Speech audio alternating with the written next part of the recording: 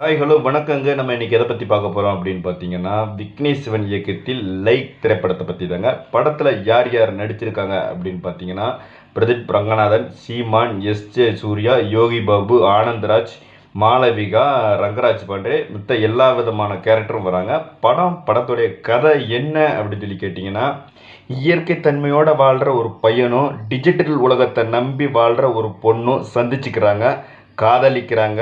காதலிச்சு பிரேக்கப் ஆகுது. மறுபடியும் அவங்க ஒன்று சேர்ந்தாங்களா இல்லையா அப்படிங்கிறாங்க இந்த படத்தோடைய கதை.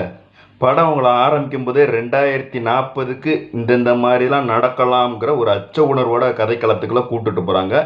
இயற்கை தன்மையோடு வாழ்கிற சீமான் அவர் டிஜிட்டல் உலகம் தான் இனிமேல்ட்டு எல்லாமே அப்படின்னு நினச்சி வர்ற எஸ்.ஜே. சூர்யாவோட நடிப்பு, சீமானுடைய நடிப்பு 2 பேருமே சூப்பராக பண்ணியிருக்காங்க படத்தில்.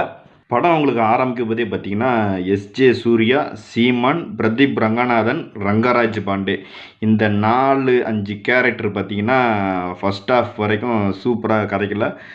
இந்த மாதிரி இருக்குது அப்படின்னு நினச்சி கதைக்கல. நம்ம அதாவது 2040 இந்த மாதிரிலாம் ஆகிறதுக்கு வாய்ப்பு இருக்குது அப்படின்னு நினச்சி கதையை சூப்பராக நகர்த்தி கூட்டுட்டு போகிறாங்க.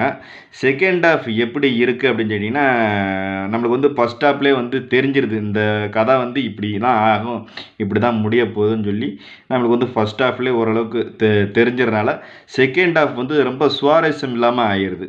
மொத்தத்தில் இந்த படம் எப்படி இருக்குது அப்படின்னு சொல்லி கேட்டிங்கன்னா, இயற்கை தன்மையோடு வாழ்கிற வாழ்க்கை நல்லதா, இல்லை டிஜிட்டல் உலகத்தில் வாழ்கிற வாழ்க்கை நல்லதா, இதில் வர்ற பிரச்சனைகள் என்ன, அதில் வர்ற பிரச்சனைகள் என்ன அப்படிங்கிற ஒரு மெசேஜை இந்த காலத்து இளைஞர்கள்கிட்ட நம்ம சொல்லி வளர்க்கணும் அப்படிங்கிற ஒரு மாதிரி ஒரு மெசேஜை சொல்லியிருக்காங்க. இது பார்த்திங்கன்னா இன்றைக்குள்ள தேவையான காலத்துக்கு தேவையானது தான். ஆனால் செகண்ட் ஹாஃப் பார்த்திங்கன்னா கொஞ்சம் நம்ம கதை யூகிக்க முடிஞ்சது. இந்த மாதிரி தான் போகும் அப்படிங்கிற மாதிரி யூகிக்க முடிஞ்சதுனால ரொம்ப பெருசாக ரொம்ப எதிர்பார்க்காம சும்மா நார்மல் என்டர்டெயின்மெண்ட் வேணும் அப்படின்னு நினச்சிங்கன்னா கண்டிப்பாக போய் இந்த படத்தை போய் பார்க்கலாம். ஒரு மெசேஜ் சொல்கிறாங்க. அந்த மெசேஜ் எல்லாத்துக்கும் பயன் தர்ற மாதிரி இருக்குது. படம் கொஞ்சம் சுருக்கம் பண்ணியிருக்கணும். சுருக்கம் பண்ணியிருந்தீங்கன்னா இன்னும் கொஞ்சம் படம் நல்லாவே இருக்கும். ஒரு ஆப்பால் எவ்வளோ பிரச்சனை ஒரு மனுஷனுக்கு வருது அப்படிங்கிற ஒரு மெசேஜை சொல்லியிருக்காங்க. அதனால் தாராளமாக நம்பி இந்த படத்தை போய் பார்க்கலாம். Okay, thank you.